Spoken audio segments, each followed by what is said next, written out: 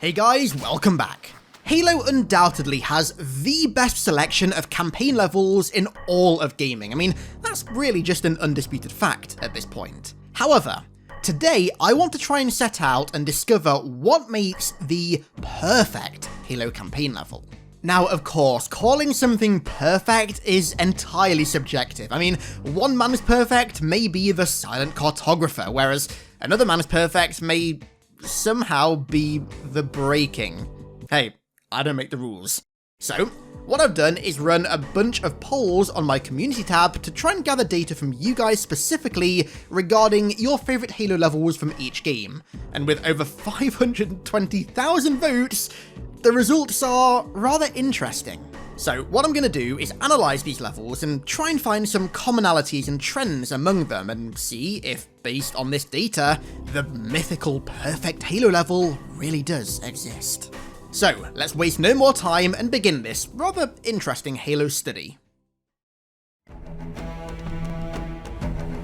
So, unsurprisingly, the Silent Cartographer was the winner of the Combat Evolved poll, and I really think this is one of those levels that just perfectly encapsulates the beauty of Halo from a gameplay, a narrative, an atmosphere, and a theming perspective. The level opens with a D-Day style beach assault, emphasising the camaraderie of the Marines, before opening up into a semi-open world, allowing the player to explore this ancient and mysterious island as they wish. There are various points of interest scattered around the beach, along with amazing natural features that give this island a real unique identity, and that's all before you begin exploring either of the two Forerunner facilities that are hidden within the cliffside.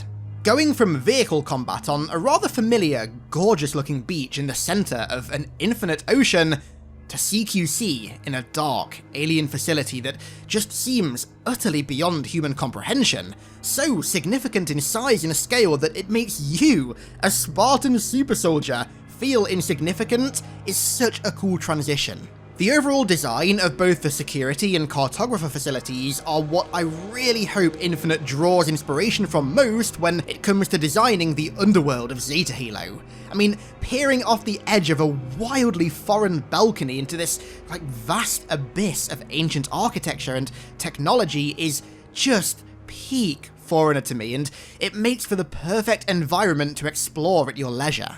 It gives off this overpowering sense of importance that your little human mind is simply too basic to understand.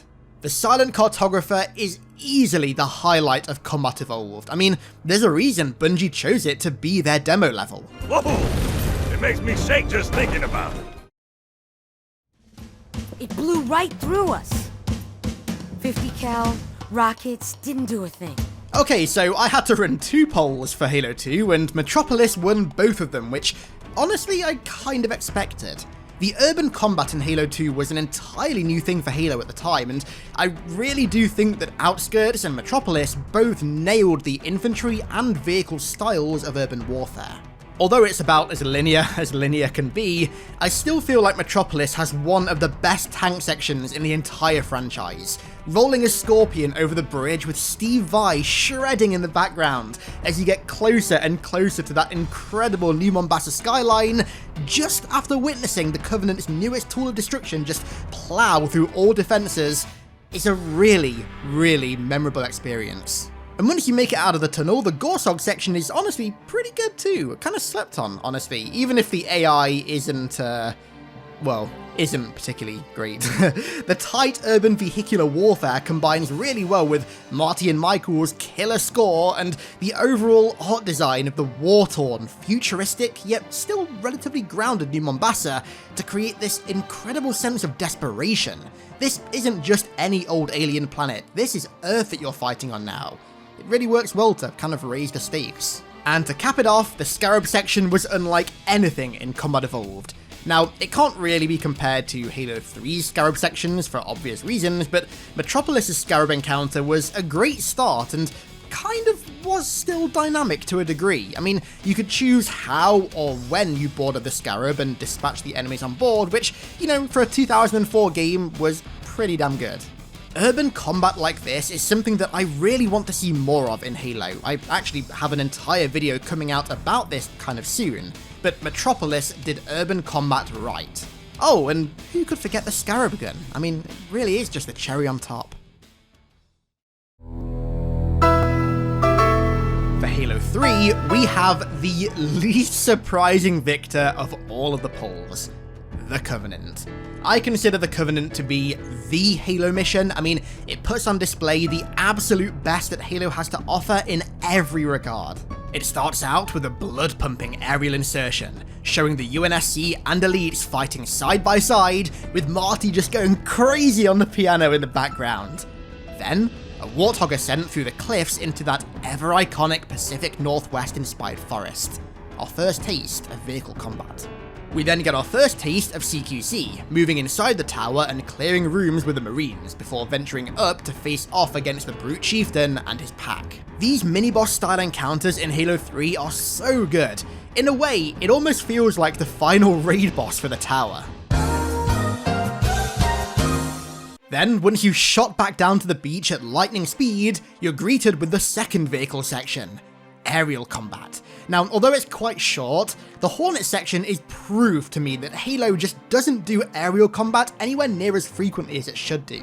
The push to Johnson's tower is so damn fun every time, as is rushing the tower with your elite allies. Repeating the same task but with elites by your side instead of Marines adds a nice little bit of variation and really plays into the narrative of the level, the importance of the mission at hand. That and, you know, it's always great to fight side by side with elites. The Flood's reintroduction was, for the second time, a complete surprise and completely shifts the atmosphere. As if the clock wasn't already ticking fast enough, the Parasite have now showed up to make it tick even faster. But then, the best section of any Halo mission ever begins. You, Marines, elites, all board Scorpions, Gorsehogs and Mongooses, and begin the final push to end the Prophet of Truth and the Covenant. The entire trilogy has been building up to this final act, and it does not disappoint. Once again, Marty and Michael's score combines perfectly with the incredible vehicular gameplay, specifically the Scorpion, to create such a tense final push. The entire final act of this mission is just the stakes being raised higher and higher, reaching levels only attainable by Wagyu when the two Scarabs arrive. I count 2 Scarabs! Repeat, 2 Scarabs!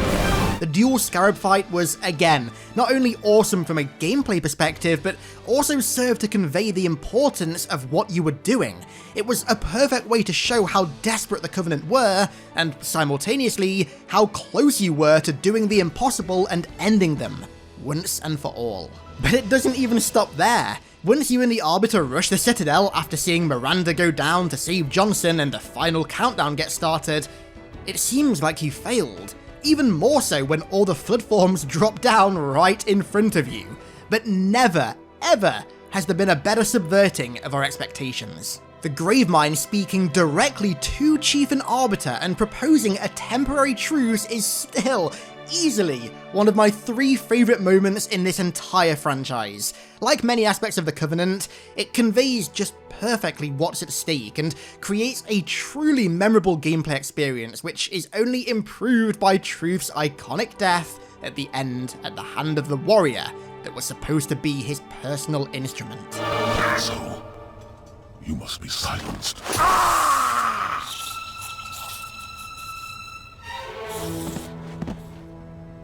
The iconic back-to-back scene will forever be ingrained in all of our memories, and the iconic reveal of Alpha Halo's replacement ring, which is easily in my top favourite Halo cutscenes of all time, was just the perfect way to round out this level. The Covenant is a level that just constantly tries to one-up itself from start to finish, and it succeeds each and every time. This right here is peak Halo. This is the level that you should show somebody to get them into Halo. Bungie could not have rounded out the main story arc of the trilogy in a more perfect manner. Someone, please respond.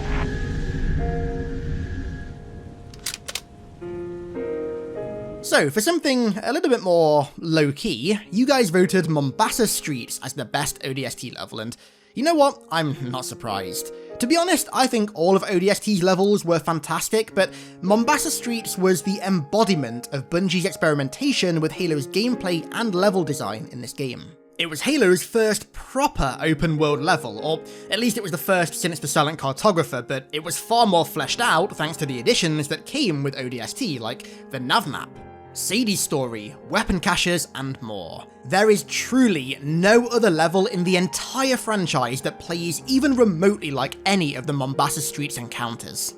Patrolling the desolate, occupied streets of New Mombasa in the dead of night, rain pouring from the skies as you creep through the shadows to avoid Covenant patrols and Jackal snipers, is an experience like no other.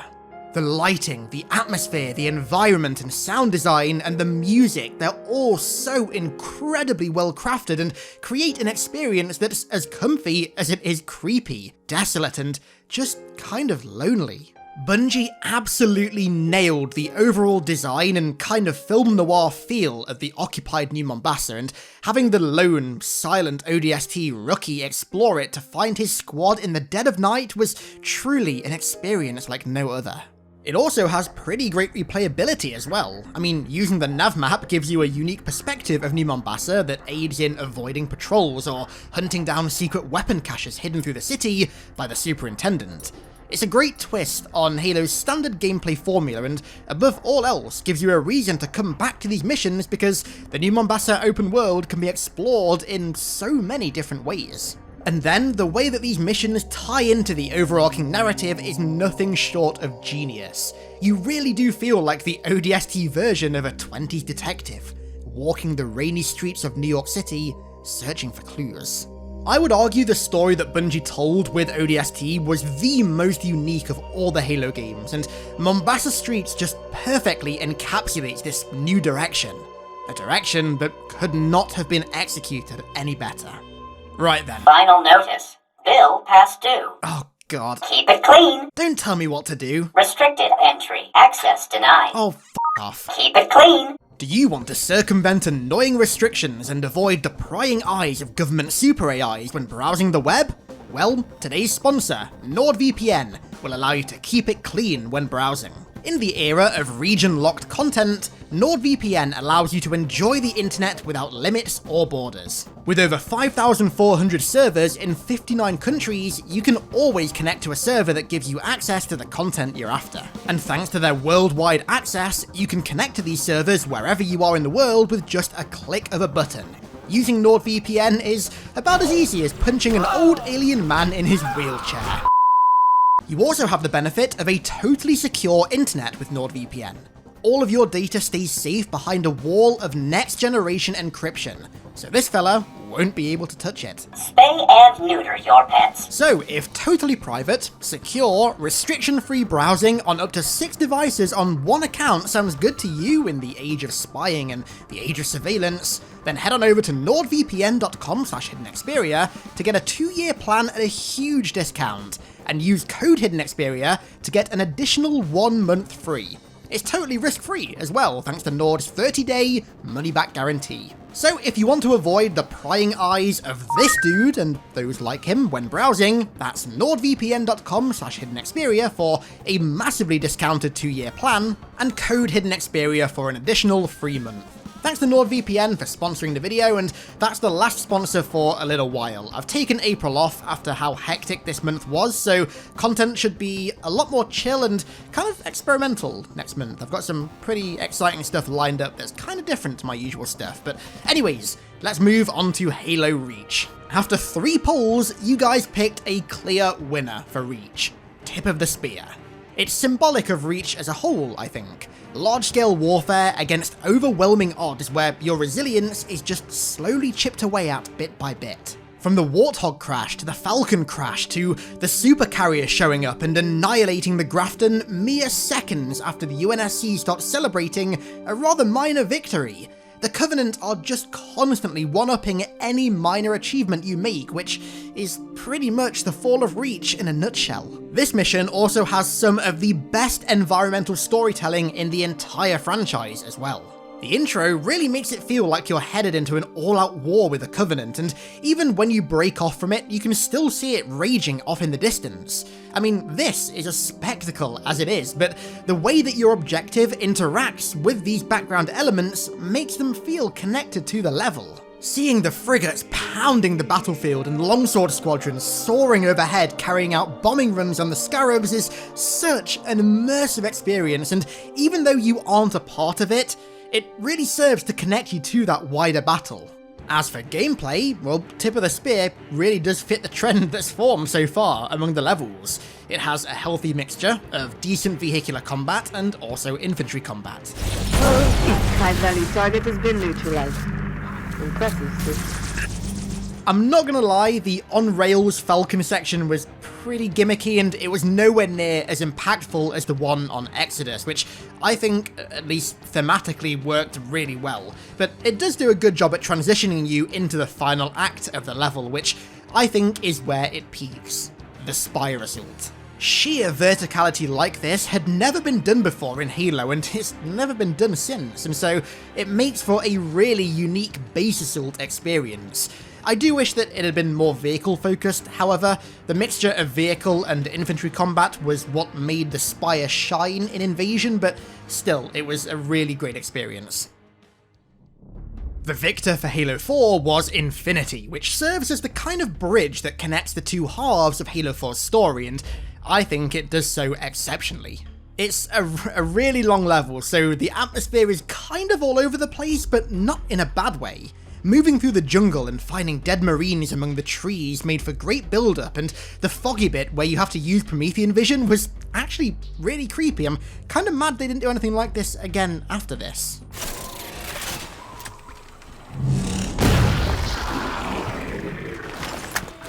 Meeting Palmer and the Spartan 4s for the first time was narrative perfection. I mean, you could see the shell shock on Chief's face behind his visor, given that not only was he seeing humans for the first time in almost 5 years, but that these humans were Spartans.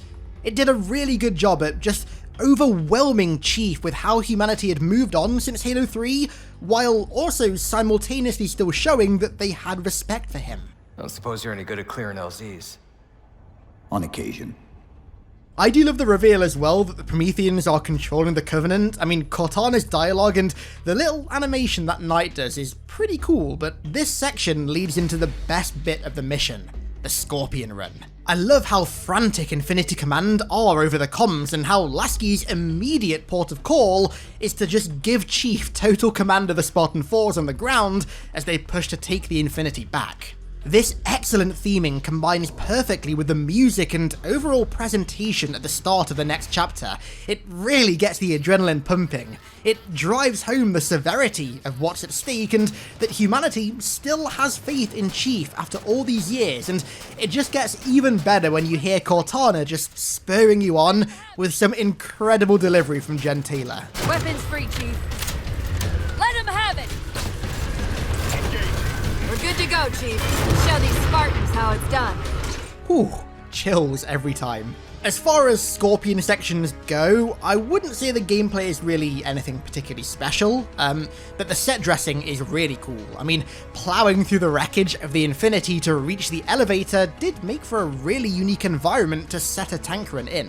And then the transition from Scorpion Run to Mantis Run almost feels like a passing of the torch, like classic Halo passing the heavy vehicle section torch onto new Halo. I don't know if that makes any sense at all, but it's a great transition that leads into the Mantis section, which I basically see as 343's version of the classic tank section, and I think it works really well, especially when you're on the outer deck of the Infinity. The music combines with the incredible vista with the Covenant Cruiser, the Didax Cryptum, and the Phantoms constantly dropping off troops to create this really tense yet still epic moment. Ultimately, Infinity blends the best aspects of both classic and Reclaimer era Halo in a way that feels equal parts seamless and badass, and connects the two halves of Halo 4's story perfectly. And now, finally, we have Halo 5. Now, obviously, the campaign isn't great, we all know that, but the victor was Swords of Zengheilios, which I think was the correct choice. Getting to go to the Elite homeworld for the first time was honestly pretty great, even though it was in Halo 5, and I will say, I really liked the premise of this level. The Arbiter and his forces have their backs up against the wall, and the Covenant are closing in on them. and it's your job to save him. I don't know, having the Arbiter be the one that you had to save was kinda cool, I'm not gonna lie. Just like almost every other level on this list, Swords of Zengheilios has a healthy combination of both infantry and vehicle gameplay. The infantry sections weren't terrible, the slightly more open level design was definitely appreciated, and fighting through ancient structures on Zengheilios was definitely a memorable experience for sure, made only more memorable by the urgency of the mission at hand. It was also really great to be fighting alongside elites again, even if they weren't all that noticeable or even remotely as interesting as Halo 2 or 3, and the final Mantis run with Walk Softly playing as you push to save the Arbiter with only moments to spare was really enjoyable, I won't lie. When I first finished Halo 5's campaign, this section was my highlight of the campaign, and honestly, it still is today. Finally seeing the Arbiter again for the first time in 8 years as he easily dispatches 2 assassins was pretty nice, even if the animation in hindsight does look really, really janky. Swords of Zengheilios is no Covenant or Silent Cartographer or Mombasa Streets, but I would say that it was easily the highlight of Halo 5. The Arbiter is dead! The war is over! So, with all of that in mind, what makes the perfect Halo level? Well, I think quite a few trends have popped up here in the choices. First of all, being that the perfect Halo level has to have a mixture of infantry and vehicle combat. Literally every single level on this list has the two, and it's no surprise. Having both vehicle and weapon sandboxes present highlights all the best aspects of Halo's gameplay that put it so far above all other first-person shooters. It also allows for a more diverse set of encounters as well. Vehicle sections tend to open up the environment a bit and make the level itself feel more large in its scale compared to infantry levels, which typically do feel a lot smaller. Another trend that emerged was that the narratives for most of these levels had rather large implications, like the Scarab ploughing through New Mombasa, Truth about to fire the rings, a large-scale battle between the UNSC and the Covenant, the Infinity crash landing and being boarded, and the Arbiter almost being overwhelmed. These tense moments create a sense of urgency that I think makes the experience that bit more memorable. When the stakes are this high, you feel more immersed in the story and in the level. A couple of the levels also had an extreme emphasis on open environments as well. The Silent Cartographer gives you an entire island and also its many facilities to explore at your own will. The Covenant had a load of expansive areas that supplement its rather varied vehicle combat perfectly, and Mombasa Streets is, for all intents and purposes, pure free roam. So, based on this, the perfect Halo level is one that makes the most of Halo's diverse range of tools for combating the enemy and exploring the level, of which should be more open and rather liberating in its design, allowing for player choice in regards to how they approach certain encounters. The narrative that supports it should have high stakes. There should be a sense of urgency driving you to complete your mission, and doing so should provide a satisfying narrative conclusion, whether that's to an overarching narrative or just a sub-narrative. Now, obviously that's boiling it down to its most basic elements, but really that's what I wanted to do with this video. I wanted to see if there was a common set of traits among fan-favourite levels, and it's pretty clear, I think, that there is. I also think it's quite fitting that Halo Infinite's design seems to almost be word for word what I just described as the perfect Halo level. It sounds like its more open, player choice driven design is a recipe for success if you ask me, but the execution of this recipe is the important part, and only time will tell if 343 can actually pull it off. Leave your thoughts and opinions on the best Halo levels down below in the comments. Tell me, what makes your favourite Halo level? Is it the same as what I just described, or something completely different? I'd love to hear it. Don't forget to check out NordVPN if you're after a great VPN service, but with that said, I'm gonna round the video out there. I want to give a massive thank you to DC Wage for becoming a new iconic one over on Patreon.